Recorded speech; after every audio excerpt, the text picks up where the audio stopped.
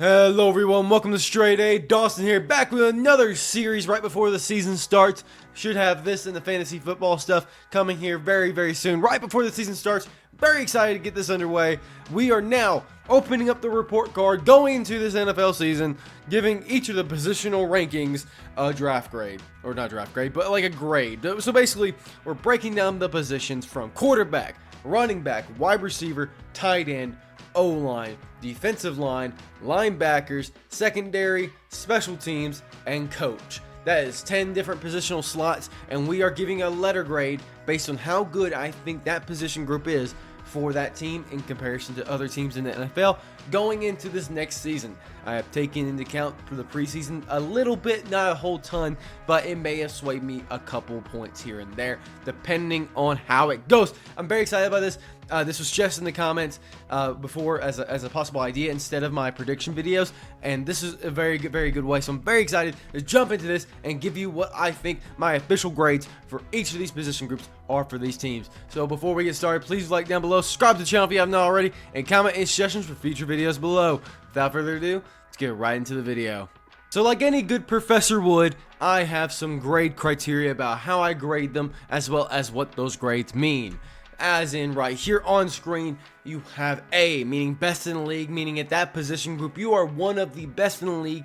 You don't really need to worry about that position all too much because they are going to be just fine as long as they stay healthy.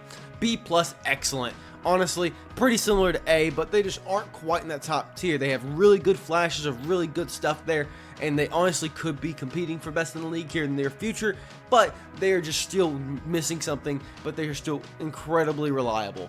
B minus, they are pretty good. They're just above average. You know, they're feeling pretty, they're pretty reliable, have flashes here and there, but they're not doing anything spectacular all the time. So pretty good. You don't have to really worry about it too much. C, they're average. So just like, everybody in the league, there has to be some kind of baseline of this is just an NFL professional player at baseline, So everybody's got to have that, and C is not bad to have in some positions on your team, to be honest with you, but you don't want to be overall a C. Then you have D plus. At that point, there's potential. Like they could possibly show flashes of being kind of consistent, but they still kind of overall just kind of are lackluster in a lot of ways. So they can show flashes, but at the same time, are they really? And D minus, not too hot. They're just above the, basically useless category, but they are just not going to be overall the thing you want to be relying on in a game-winning situation. So not too hot, at D minus. It's just that you just don't want to rely on them, that you don't want to look at them, you want to put them as far away from your winning strategy as possible. And then F is pretty piss poor. Essentially, what are you doing? This position group is a total weakness on your team, and you need to do everything you avoid doing this. The first division is going to be the AFC North, and wow, if you want to see what the top of the report card will really look like, this is the video for you, because the AFC North in general are so damn good. I mean, top to bottom, they got the Steelers, they got the Bengals, they got the Browns, they got the Ravens. All of these teams were just so damn good in this previous season, and they're all above 9 or 500. So there's a lot of expectations going for these teams. So top to bottom, they are going to have pretty good damn position groups top to bottom. So this will be a very good way of showing kind of what I'm really looking for from top tier position groups from each of them. And I'll kind of quickly go, Baltimore Ravens are going to be the very first team I talk about. So they will be my example of showcasing what those position groups will kind of look like and how I'm kind of grading them a little bit. Again, there's 45 slides on this, so I'm not going to take a minute for each one. I'm going to go pretty fast, so if you disagree, please let me know in the comments below and we can talk about it. Either way, the Baltimore Ravens are up first. Your report card, let's tune it in. First of all, your QB, Lamar Jackson, love him. I mean, he's MVP last season. He may not be the prototypical quarterback in terms of pocket passer, getting 5,000 yards in a season, 4,000 yards even in a season, but damn sure those legs are going to make some work, and Lamar Jackson has proven to be one of the most reliable quarterbacks in the league. So A is going to be easily your grade.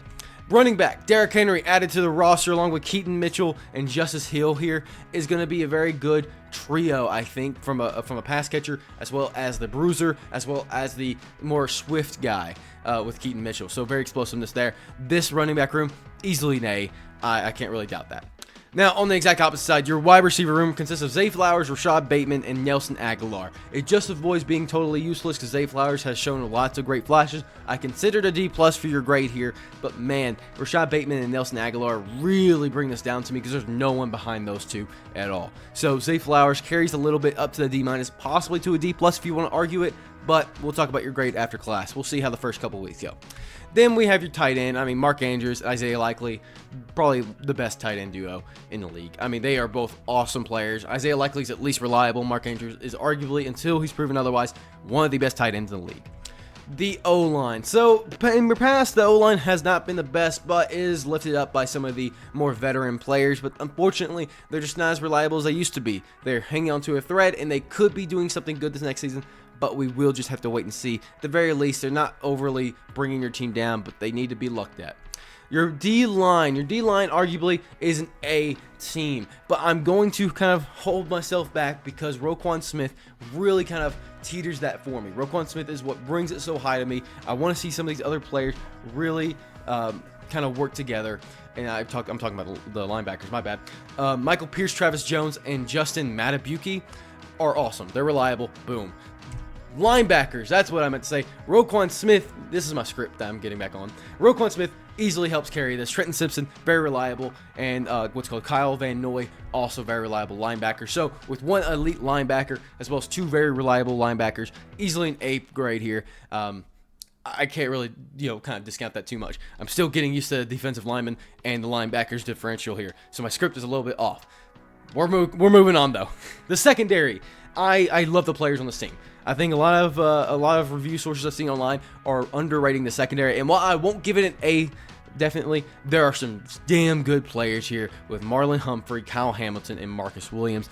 I genuinely believe the secondary can be really awesome this next season. I'll give you a B+. Excuse me. Special teams. Again, I'm going to personally put this law on the kicker. The punter, if I know a little bit about, I'll try to go a little bit more with that. And most special teams are just fine. I kind of did a little bit of research for this, but it's really hard to place anything. Justin Tucker, unfortunately, I just cannot put in the A category anymore, especially with nothing else standing out on the special teams.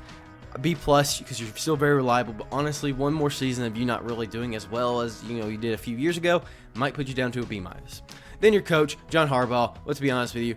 You can't get really much better. In terms of top 5 coach, John Harbaugh is going to be there. You get an A in this category.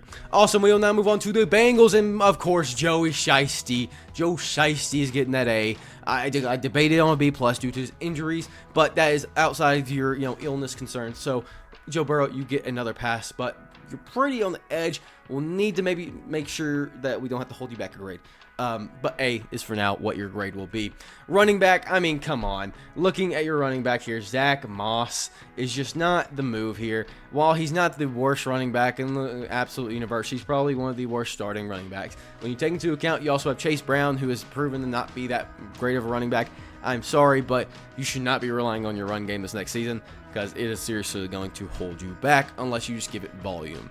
Your wide receivers, though, on the exact opposite side, Jamar Chase, T. Higgins alone would give you an A grade. Andre, I will not say this name right, Ezophius is your current third, but not only that, you have Jermaine Burton and Trenton Irwin as your possible cycles in and out for third wide receiver. Honestly, I'll give it A+ if I could, but I'm not. T. Higgins, Jamar Chase easily also carry this. Mike Gesicki at tight end, Andrew Sample right behind him with Tanner Hudson if you want to throw him into it. I'm going to give Gesicki basically just above F just because he has not produced and hasn't really shown out his full potential. I debated on D+, but looking at other tight ends in the league, you just don't hold up just quite as well. Mike Gesicki, I'm holding out some hope that, maybe at D- can come a D+, maybe even a C. We'll just have to see. Your O-line, though, while it has improved over time with some of your older players kind of cycling in and out, new rookies coming in, more veteran talent, more reliable veteran talent, this could possibly be a very good O-line, but is unproven, so you get a D+ until we see some more results. Your D-line, it's very good, very reliable. Sam Hubbard, Sheldon Rankins, and B.J. Hill, as well as Trey Hendrickson, who carries us a lot, especially over the average category. I think overall it would just be a C grade if it wasn't for Trey Hendrickson, but he's just so damn good. He almost brought this to a B+, but B- for now is pretty damn good. Your linebackers, kind of the same thing. Logan Wilson helps carry this a lot, but Jermaine Pratt, very reliable. Keem Davis-Gaither, very reliable. Overall, it was going to be a C, but Logan Wilson kind of puts it over to a B minus, almost to a B plus. So very good Bengals. It's your secondary, again, one of those things where I see so much talent here, and it's not being rated very highly, but I love Geno Stone. I love DJ Turner. I want to see the secondary succeed, so I give you slightly above average. You're kind of on that C teetering tier, but B minus is what I'm holding on to hope for you. Your special teams, I mean, Evan McPherson is just so fucking good. I got to give him at least that B minus. And then it looks like the special teams in the past couple years has been very reliable. So B plus is what I raised it up to, also just because I really love Evan McPherson. And then, of course, your coach. Man, Zach Taylor has made me debate on where I would go. He's not an A, he's not a C, so he landed either in the B plus or B minus category. And just purely because his luck has just run really dry the last couple of years, I'm putting more fault on him than I would somebody like Joe Burrow or Jamar Chase or somebody like that. The coach at the end of the day is the teacher of this league or of this team. They sometimes have to take some responsibility, so their grade will go down a little bit more, but it's a strong B minus. Don't let this be discouraging because you're closer to that B plus by far than that C. So we'll see how that comes out for you. You see, the Browns, the Cleveland Browns, really debatable here because you have a really tip-top team, but man, you kind of fail when it counts. I'm going to give Deshaun Watson a D plus on your Browns team. Man, he could honestly. I kind of looked at this like a couple years ago when they first got him for on this contract. I said maybe he's about B minus because his potential was an A. But like you have to reserve it a couple with like a strong B minus. The next season you can kind of maybe expect a C. This season I'm expecting a D plus. Honestly, Deshaun Watson, I don't know where you'll go in this class. One simple grade could either pass or fail you in the next season, and I don't know. Just stay away from the women in the class, please. D plus. Your running back over in Cleveland. This also hurts because Nick Chubb normally would be an easy A for me to just go ahead and put down. But your current running back trio consists of Jerome Ford, Pierre Strong Jr., and Deontay Foreman. Pierre Strong Jr. is a glorified special teamsman. Deontay Foreman is fine. Jerome Ford is fine. Nick Chubb, when he's healthy, is amazing. But right now, he's not healthy, and he's probably not going to play for half the season. So, unfortunately, I have to take the Jerome Ford and the Deontay Foreman grades and say that Jerome Ford showed enough promise for me to put him in the D plus category, but this arguably again could be a D minus kind of grade. But since I gave you some flack in the other categories, I'm going to give you this D plus here. Then moving on to the wide receiver category. When you have Amari Cooper, Jerry Jeudy, and Elijah Moore, and arguably at least two of those receivers are in the C category, and Amari Cooper somewhere in the B plus, the B minus category, it kind of averages out for a B minus because I think Jerry Jeudy and Elijah Moore have very good potential, but Amari Cooper helps keep it consistently above that C mark. So I'm going to give your wide receiver base a B minus. When it comes to your tight end, though, David Njoku, very, very good, very reliable, and shows flashes of really good stuff here and there. So B plus is what I'm giving David Njoku. Your O-line, honestly, kind of an underrated O-line. When I broke this down, I probably give this O-line way too much flack than I really should. Joel Bitonio, Wyatt Teller, Jedrick Willis Jr., all very, very good. And their depth, honestly, is not too bad either with the O-line. The Browns actually have a sneaky good O-line. It's probably one of the weaker A's I'm going to give the O-line in this category. But, man, the Browns are doing some impressive things. The D-line, I mean, this is going to be no surprise. The defensive category of your report card is going to be so strong. When you have Myles Garrett and Shelby Harris and Zadarius Smith, that's automatically an A. I don't even care who Dalvin Tomlinson is. I barely know who he is, but your D-line gets an A because those three classmates carried the group project. Then you have your linebackers. You have Jeremiah Ozawa-Kormawa and Jordan Hicks and Devin Bush. Devin Bush. Devin Bush helps us a lot. Debated on B minus, but again, the defense performed so well last year. I have to give your name credibility a little bit more of a boost because of how good last season went for you. So linebackers, you get a B plus. It is close to a B minus, so be careful. Secondary, just reliable, very good. Denzel Ward and Justin Thornhill, very exciting, very cool, right above average, B minus. Your special teams, again, when it comes to Dustin Hopkins, he's reliable. It seems like from the past years, Pierre Strong Jr. and the rest of the special teams cast has performed very, very well. So B plus is what I'm giving the special teams. It's not really going to be too much of a hot take when it comes to the special teams. Then it comes to Stefanski, yeah. His coaching skills. Man, it almost feels like a coach of the year should be in the A category, but I'm going to give him a B plus because I feel like maybe he just hasn't quite earned it yet, just quite. But he's damn close just because, again, when you win an award like that and do so well with a team with even a crap quarterback, you got to give him some credit here. B plus for the coach. Then we have the Steelers. Your QB is a C because I have no idea what to think of Russ. I have no idea what to think of Fields. I think they could both be a B-. I think they could both be a D+. I think they could both be an F. I think they both could be an A. Honestly, your grade is to be determined here in this category, so we're giving you the first C of this video. Your running back also, Najee Harris, Jaylen Warren, they just don't make me feel anything. Najee Harris is reliable. Jaylen Warren can get a little bit explosive and catch passes. Otherwise, nothing too exciting. They're both a good duo. I'm not going to give you too much flack for it. You get a C. That's not too bad. You pass in the class. Your wide receivers, though, I don't care what people say.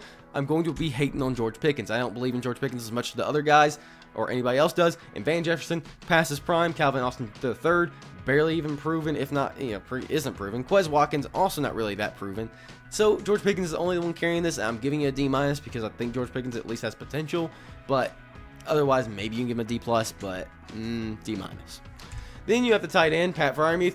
I, again, do not like this student of my class, Pat Freiermuth. I really would love to fail you, but you just consistently just do fine things, and in the most boring way possible because you're a good blocker and you sometimes catch a ball. But fuck you for ruining my fantasy football team in one league last year. So you get a C. Your O-line's always going to be very reliable. Seems like a good player. Seems like a good scheme. You get a B- because, come on, your pass has really shown. Your grades before have been really good, so it's helped lift you up a little bit. Sure, you get a B-.